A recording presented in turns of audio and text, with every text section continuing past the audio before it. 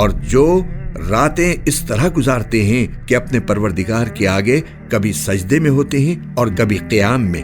وہ رات کے وقت کم سوتے تھے اور سحری کے اوقات میں وہ استغفار کرتے تھے۔ ان کے پہلو رات کے وقت اپنے بستروں سے جدا ہوتے ہیں۔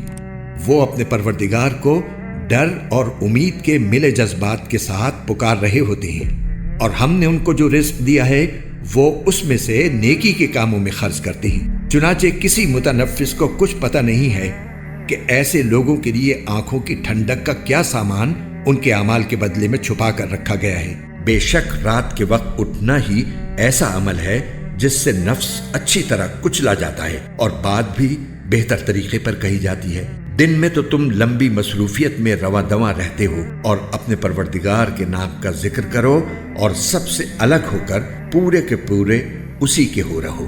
لہٰذا اے پیغمبر، یہ لوگ جو باتیں کرتے ہیں تم ان پر صبر کرو اور سورج نکلنے سے پہلے اور اس کے غروب ہونے سے پہلے اپنے رب کی تسبیح اور حمد کرتے رہو، اور رات کے اوقات میں بھی تسبیح کرو اور دن کے کناروں میں بھی، تاکہ تم خوش ہو جاؤ۔